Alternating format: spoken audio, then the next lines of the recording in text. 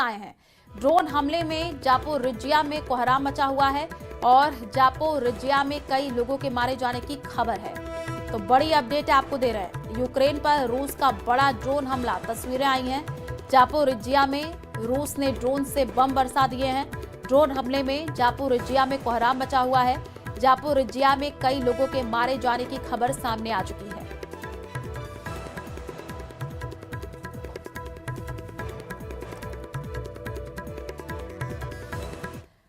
और ट्रंप की वजह से रूस ने यूक्रेन में भयानक हमले शुरू कर दिए हैं। वजह है जिनेवा में हुई बैठक, जहां यूरोप के देशों ने ट्रंप के बनाए मसौदे में कई बड़े बदलाव कर दिए हैं और इस बात ने पुतिन को और भड़का दिया है। रूस ने पहली नजर में इसे खारिज करके कहा है कि अब यूक्रेन को बख्शा नहीं जाएगा। इस बीच जेलेंस्की को ट्रंप के कोप भवन में जाने का अपडेट मिला है।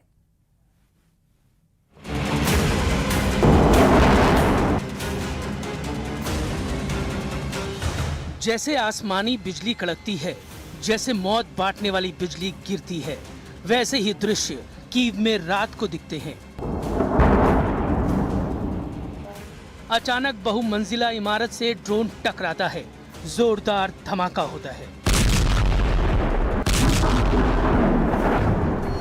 धमाके के बाद धुआं ही धुआं, आग ही आग। रूस के भयानक हमलों से यूक्रेन में कोहराम मच गया है, लेकिन प्रेसिडेंट ट्रंप जेलेंस्की की रेंज से बाहर हो गए हैं। जेलेंस्की ट्रंप की सीधी बातचीत के जल्द आसार नहीं दिख रहे हैं। रूस का हमला तेज हो गया है। कीव में बीती रात सबसे भयानक रही। रात में बम धमाकों से यूक्रेन की राजधानी दहलती रही। धमाके इतने जोरदार थे कि बारूदी विस्फोट के बाद आग से पूरा शहर रह रहकर जगमगा रहा था। पुतिन ने पूरा जोर लगा दिया है। पुतिन ने सारी फोर्स लगा दी है। पुतिन सारे हथियार आजमाने लगे हैं, क्योंकि युद्ध का फैसला जल्द होना है। युद्ध में समझौते की घड़ी आ गई है। रूस अपनी पकड़ को इतना मजबूत कर देना चाहता है जिससे उसकी सभी शर्तें मानने पर ट्रंप और जेलेंस्की मजबूर हो जाएं। ताबड़तोड़ हमले से पुतिन ने उन दुश्मनों को भी चैलेंज दिया है जिन्हें ट्रंप के बनाए शांति समझौते की शर्तें पसंद नहीं आ रही हैं। पुतिन ने ऐसे देशों को मिसाइलों से मैसेज देना शुरू कर दिया है जो उनकी विश लिस्ट पूरी नहीं होने दे रहे हैं। कीव पोस्ट की रिपोर्ट के मुताबिक पेचेस्क्री में 22 मंजिला अपार्टमेंट को रूस ने ड्रोन बम से उड़ा दिया है। उधर ट्रंप ने जेलेंस्की से फिलहाल किसी भी मीटिंग से साफ मना कर दिया है। प्रेसिडेंट ट्रंप के एक हफ्ते तक बहुत ज्यादा बिजी होने की जानकारी व्हाइट हाउस से दी गई है। So there are no plans at this moment in time. As you know, things can change very quickly around here. Trump चाहते थे उनकी समझौता शर्तें जेलेंस्की फौरन मानकर पुतिन के आगे सरेंडर कर दे, मगर ऐसा कुछ नहीं हुआ। जेलेंस्की ने भारी मन से ट्रंप के समझौते पर अपने दिल की बात कही। उन्होंने दुनिया से इमोशनल अपील कर यूक्रेन के हितों की रक्षा का हवाला दिया। तब से ट्रंप का दिमाग गर्म हो रखा है, इसलिए छुट्टी के बहाने वो जेलेंस्की से दूरी बना रहे हैं। 25 नवंबर की शाम को डोनाल्ड ट्रंप वॉशिंगटन डीसी से फ्लोरिडा चले गए हैं। 30 नवंबर तक ट्रंप के फ्लोरिडा से लौटने का कोई प्लान नहीं है, यानी 5 दिन तक ट्रंप छुट्टी मनाएंगे। इस बीच यूक्रेन का क्या होगा बताना मुश्किल नहीं। व्हाइट हाउस प्रेस सचिव ने ये जानकारी भी दी। रूस को यूरोपीय देशों का रुख पता है, इसलिए पुतिन ने यूरोपीय देशों को साइड कर रखा है। ट्रंप की टीम से पुतिन के प्रतिनिधि सीधी बात कर रहे हैं। हालांकि ट्रंप के बनाए रोड मैप पर शांति समझौता फ्रांस को नागवार गुजर रहा है। प्रेसिडेंट इमैनुअल मैक्रो ने दो टूक लहजे में कहा कि वो यूक्रेन को सरेंडर नहीं करने देंगे। यूरोप के देश ट्रंप के पीस प्लान पर हुए खुलासे के बाद से भड़के हुए हैं। जब से यूक्रेन के दोस्त देशों को पता लगा है कि ट्रंप के बनाए समझौते की स्क्रिप्ट किरिल दिमित्रीव ने लिखी है, तब से हड़कंप मचा हुआ है। किरिल दिमित्रीव को पुतिन का सबसे भरोसेमंद बिजनेसमैन लीडर कहा जाता है, जिन पर अमेरिका ने बैन लगा रखा था। लेकिन अब खुलासा हुआ है कि इन्हीं किरिल दिमित्रीव ने मियामी के एक आलीशान होटल में बैठकर ट्रंप का पीस प्लान बनाया। रिपोर्ट्स में दावा किया जा रहा है कि अमेरिका में ब्लैकलिस्टेड किरिल दिमित्रीव की लिखी शर्तों पर ट्रंप ने समझौता मसौदा बना रखा है।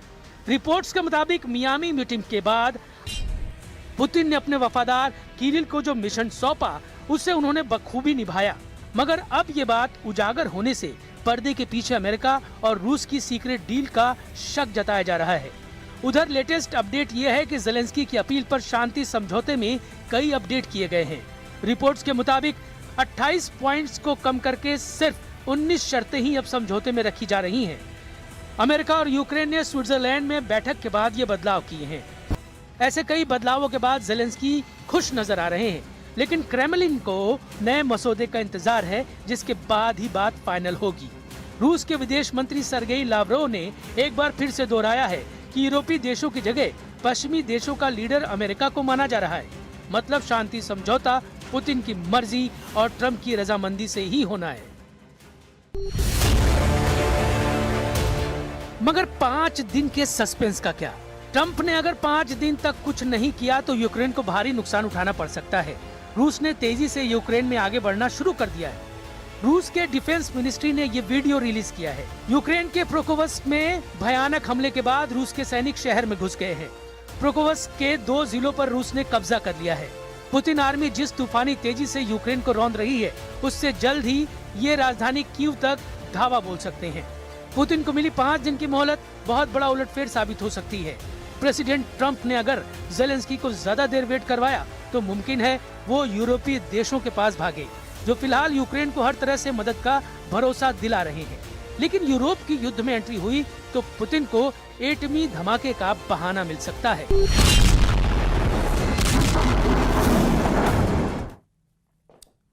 और भारत से करीब 4,500 किलोमीटर दूर अफ्रीका महाद्वीप में एक इतना शक्तिशाली ज्वालामुखी फटा कि इसकी राख राजधानी दिल्ली तक पहुंच गई।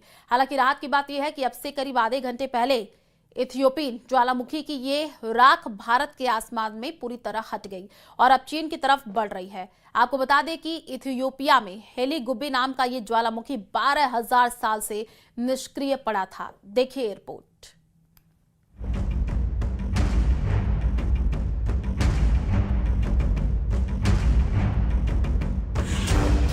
जब आसमान में दिखा राख का गुबार,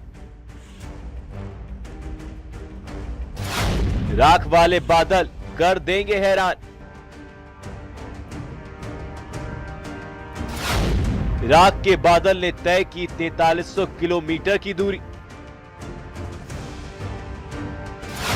हेली गुब्बी का भारत पर असर।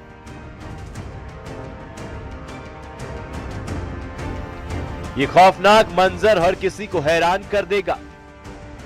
सैटेलाइट तस्वीरों से देखिए कैसे लावा धधक रहा था और कैसे फूटा धरती के अंदर धधकता ज्वालामुखी। ज्वालामुखी हेली गुब्बी। हैरानी की बात तो यह थी कि जो वोल्केनो शांत पड़ा था उसमें अचानक हलचल कैसे हुई। आसमान में राख के बादल, गुबार दिखा या कहीं राख वाले बादल। आखिर कहां फटा है ये ज्वालामुखी? दरअसल अफ्रीका के इथियोपिया के अफार इलाके में मौजूद हाईली गुब्बी ज्वालामुखी 12,000 साल बाद 23 नवंबर 2025 को अचानक फट पड़ा। उसके बाद लोग हैरान रह गए।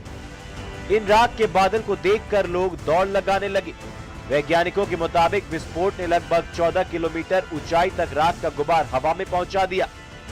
इस ज्वालामुखी का असर भारत में भी देखने को मिला। ये राख के बादल 25-45 हजार फीट ऊंचे हैं, जो दिल्ली, राजस्थान और उत्तर भारत तक पहुंच गए। असर ये हुआ कि कई अंतर्राष्ट्रीय उड़ानें रद्द या डाइवर्ट हुई हैं। दिल्ली में आनंद विहार, एम्स सफदरगंज के पास जहरीला स्मॉग छाया है और AQI 400 के पार पहुंच गया है। DGCA ने एयरलाइंस को राख वाले क्षेत्रों से बचने की सलाह दी है। DGCA ने कहा था कि एयरलाइंस राख वाले इलाकों के ऊपर उड़ान ना भरे, उड़ान का रूट और प्लानिंग बदले। अगर किसी विमान को राख मिले तो तुरंत रिपोर्ट करे। दरअसल विस्फोट के साथ बड़ी तादाद में सल्फर डाइऑक्साइड यानी कि SO2 भी निकली है, जो जानकारों की माने तो जिसने पर्यावरण और सेहत पर असर को लेकर टेंशन बढ़ा दी है। जानकारों का कहना है कि अगर ज्वालामुखी अचानक ज्यादा SO2 छोड़ रहा है तो यह बताता है कि अंदर दबाव बढ़ रहा है, मैग्मा हिल रहा है और आगे और विस्फोट हो सकता है। कोई पैनिक होने का जरूरत नहीं है और हम पब्लिक के लिए कोई ऐसे एडवाइजरी जारी नहीं किए हैं, क्योंकि वेदर या एयर क्वालिटी पर इसका इम्पैक्ट नहीं है। मगर जो अपर एटमॉस्फेयर में जो एयरक्राफ्ट ऑपरेशन हो रहा है, इनके लिए हम एडवाइजर जारी किए हैं। सभी एयरक्राफ्ट ऑपरेटर्स एयरपोर्ट के जरिए हम एडवाइजरी इशू कर रहे हैं। वैज्ञानिकों के मुताबिक होलोसीन काल में इसकी कोई गतिविधि दर्ज नहीं हुई थी, इसलिए यह विस्फोट हैरान करने वाला है।